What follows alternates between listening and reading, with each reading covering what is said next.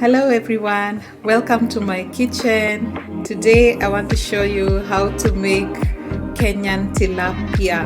I'll be doing this in my kitchen here in Bangalore. So there's one big one and the two smaller sizes. First, what we do is that we heat up our oil, our fish oil. So we heat it until it's really hot, and then we dry off the fish, meaning we'll deep fry it, and then I'll show you what we do with that. So stick with me to the very end and you'll see how we make tasty tilapia. See you there. So this here is our slotted spoon, and it's better if it has a longer handle, because longer handle slotted spoons are safer to use when you're dipping. So we'll pick this, maybe we should start with the smaller ones so that they fit just two of them. So there goes our fish.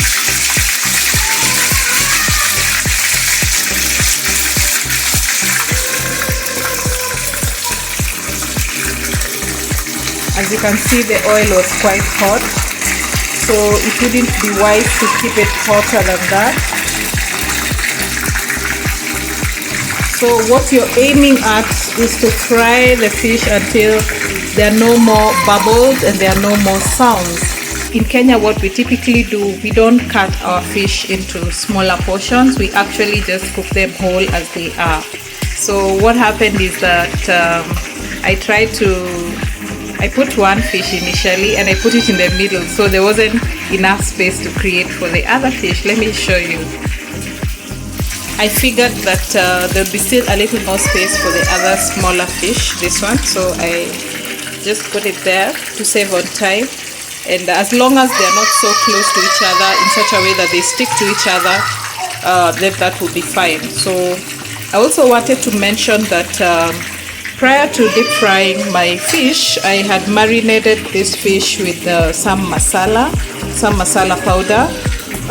Then I also marinated this fish with ginger and garlic and sprinkled some little salt, just to ensure that there's some good flavor coming out of there when once it's deep fried.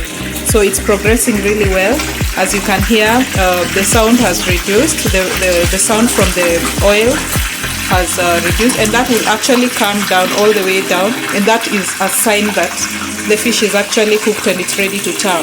If you turn it earlier than that, there's a likelihood that the flesh from the fish will stick onto the pan and it will not be easy to turn it over, to flip it over. Our fish is ready for turning. It's ready to flip over. The bubbles have tremendously reduced, and that's a sign that the fish is ready to be flipped over easily. So as you can see, you can just pick it that way.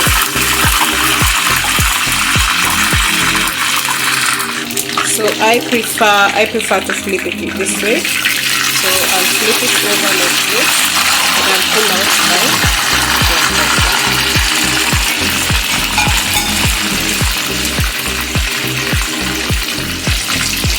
So this side, the other side will also cook through well, and it will dry off pretty well, and then I'll welcome you to my next step. So our fish here, our first batch of fish here is ready to be removed. So what I normally do, I just put it in the same place that I had the fish when it was raw, because the cooking process has not completed, and either ways this place still has some masala that I was using for the marinade. So typically there's really no need to use another vessel. So you just take it back there as the work is still in progress. As you can see, the side is cooked as well as the other side is also cooked. So as you pick it from the pan, you have to be very, very careful to just pick it out carefully. Pick it out, allow the oil to drain.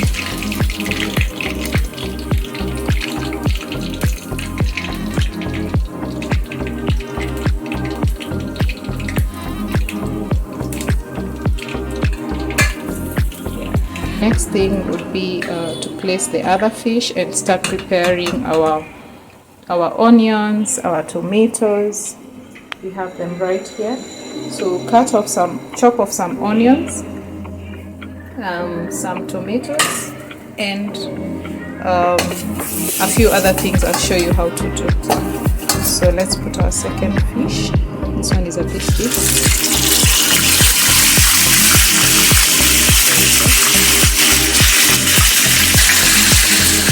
Okay guys, our second fish is ready.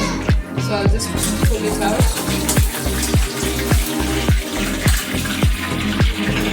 Once again, I always have a backup spoon to help me lift, just in case. So as you can see, it's very well cooked on one side, the other side. So I'll just let it drain off. Thanks to the slotted spoon, I'll pull it off carefully and put it once again on the side. And so here we are, our fish is ready, and it's ready for wet fry. So join me once again as I do my wet fry. I've prepared some onions, some onions, red onion, one big red onion, and some tomatoes, 2 tomatoes large size, and I've just cut that into quarters, and as well as garlic. So some cloves of garlic are there, and I'll be putting this into a mixing machine, which I'll show you. So this is my mixie. I use Prestige mixie.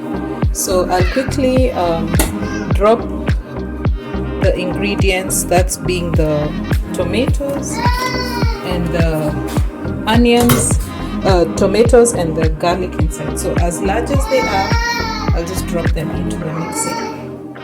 So when you're using the mixie, you don't need to add any water. So I put that, and I don't put anything else. I want to make this into a tomato garlic paste. So I'll just close it, and I'll quickly run it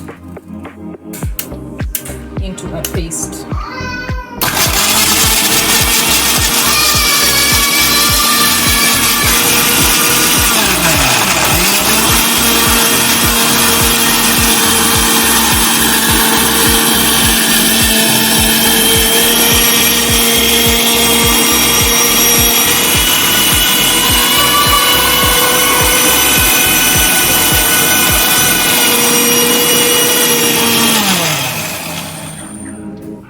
Having done that, I'll also show you some of the other ingredients I'm having. I have with me a ginger garlic paste, so I'll be using this, a little of that. I'll use turmeric. I'll also use some salt,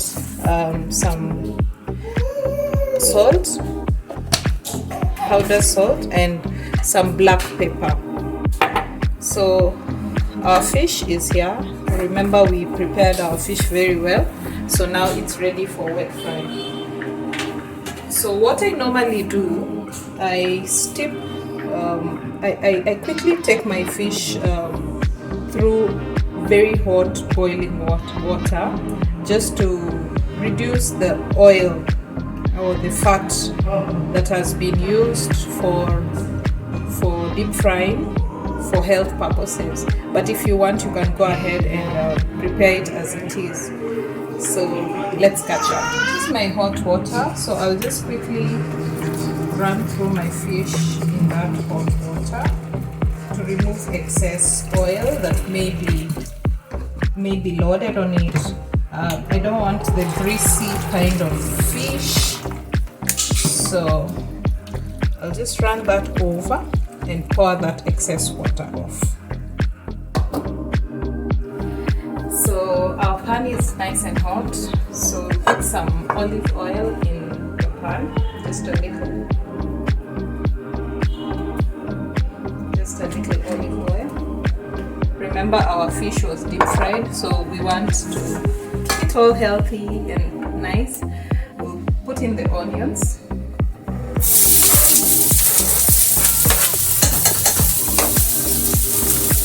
So remember that was 1 large onion. So using my spatula, I'll go right. I prefer my onions to be golden brown. So I'll let that cook a bit more. Oh, I forgot to mention that I also normally use an ingredient that is tamarind. I don't know if you know what tamarind is, but in Kenya we call it ukwaju. So here it's been conveniently prepared and packed for us. So I'll show you how I put it in. It makes the fish taste way better than anything.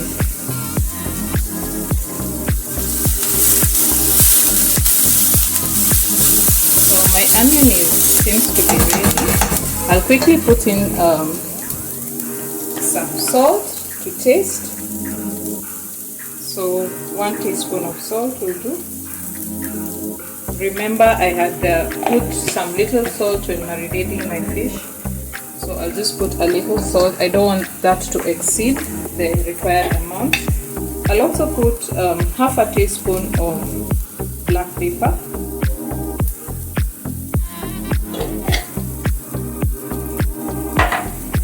And I'll also put in a quarter teaspoon of turmeric powder.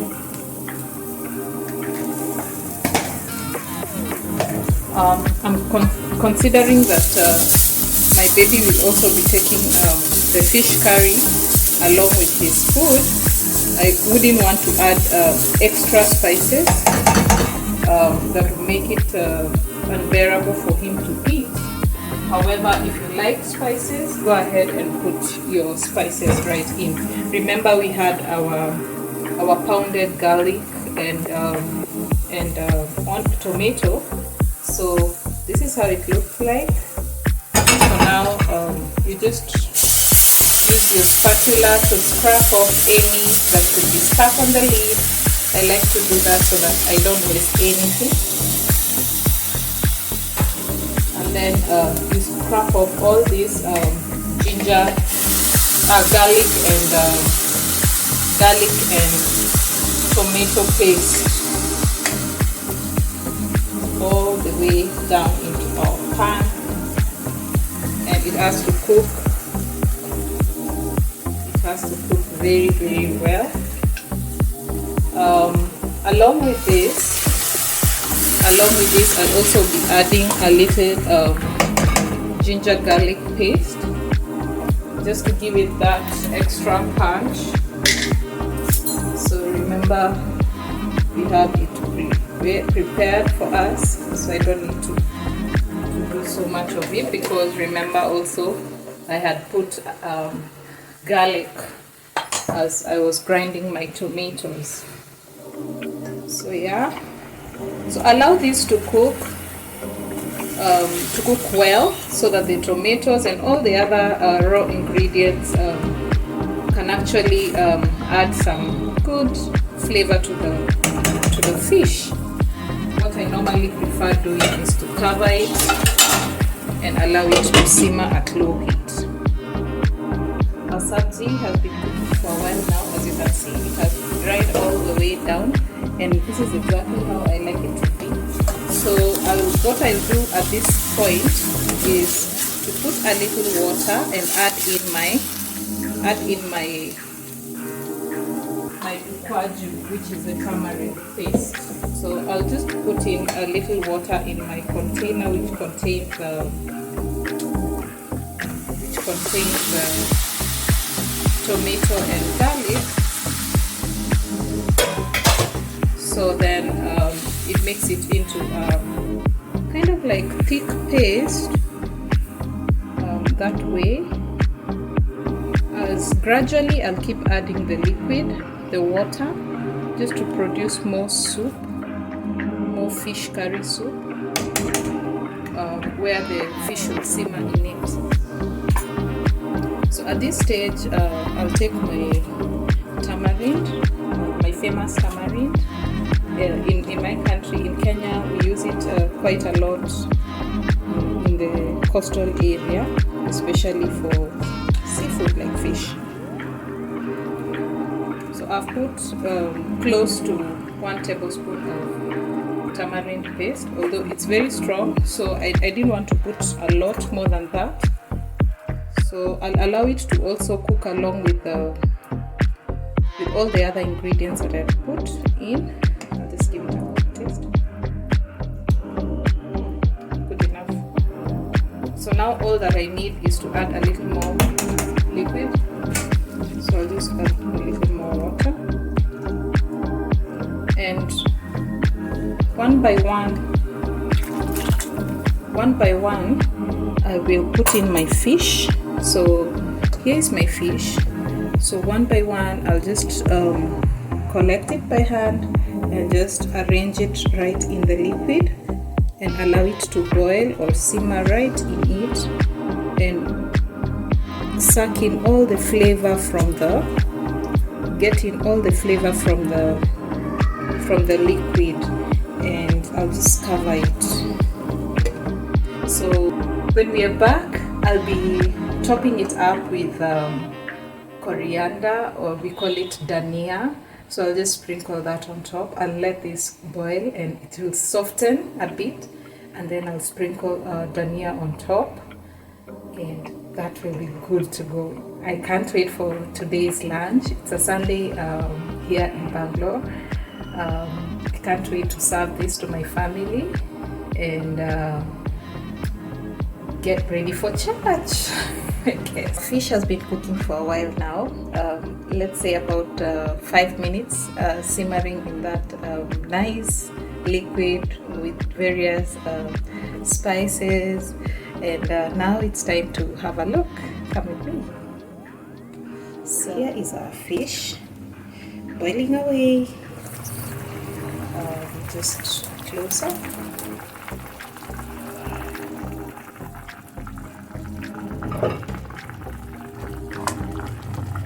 So it's been boiling like that, and I went ahead to prepare my coriander. Sprinkle coriander on top.